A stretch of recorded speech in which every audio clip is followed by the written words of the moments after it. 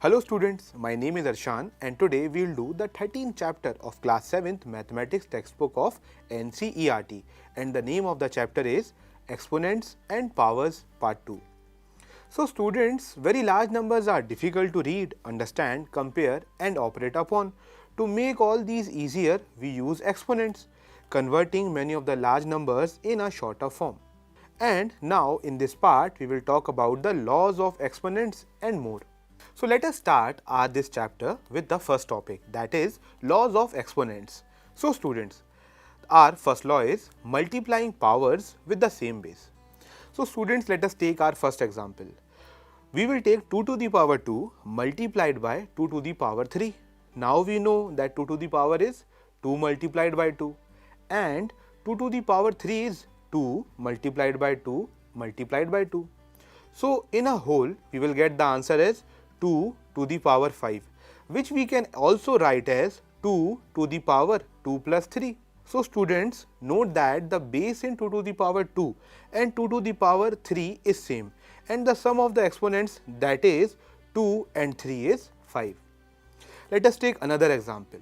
Now in this question also the base is same. We have minus 3 to the power 4 multiplied by minus 3 to the power 3. So students, if we simplify it and try to solve this question, we will get minus 3 7 times, that is our answer will be minus 3 to the power 7, which we can also write as minus 3 to the power 4 plus 3.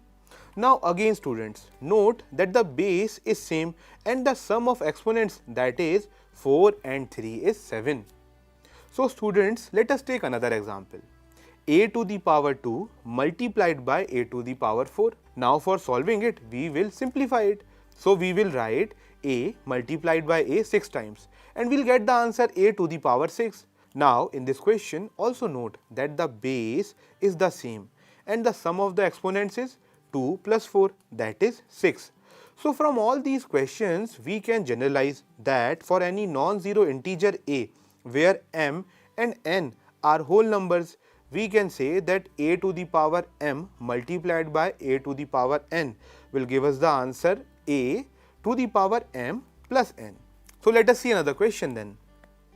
We have a question, that is 3 to the power 7 divided by 3 to the power 4.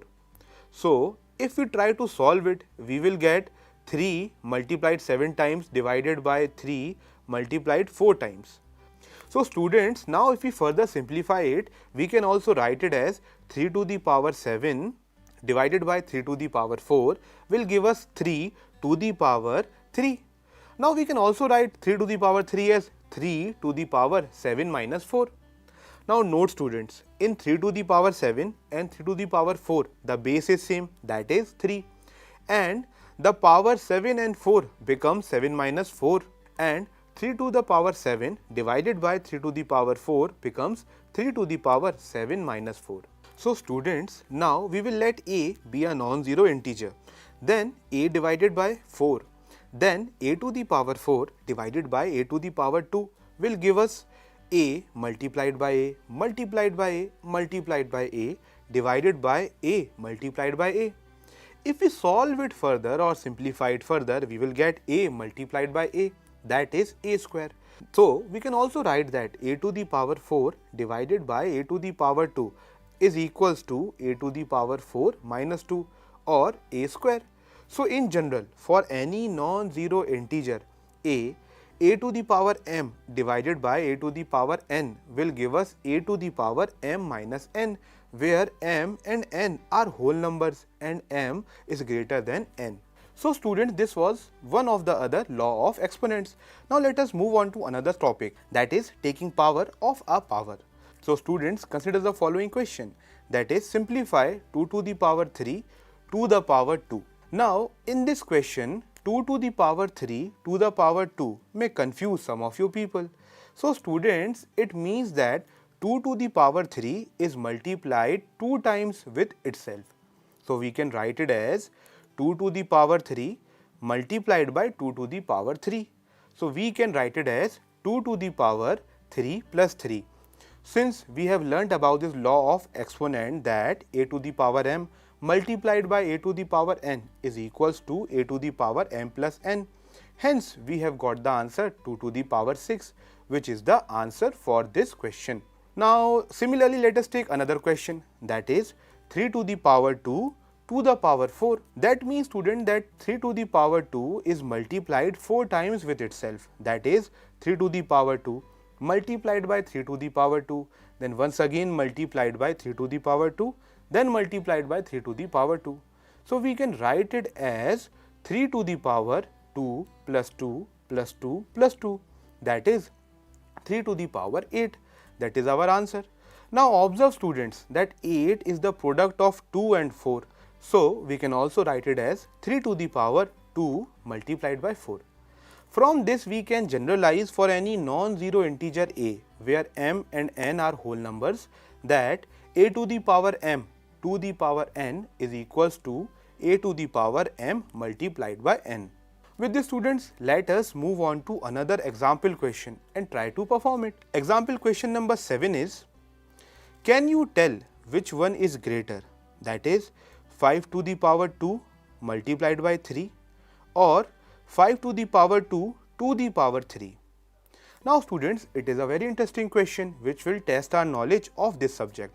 So, 5 to the power 2 multiplied by 3 means that 5 square is multiplied by 3, that is 5 multiplied by 5 multiplied by 3, which will give us answer as 75.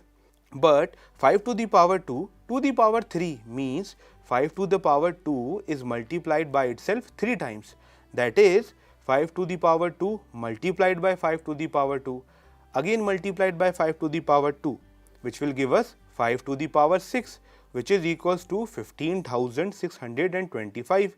Therefore, we can say that 5 to the power 2 to the power 3 is greater than 5 square multiplied by 3.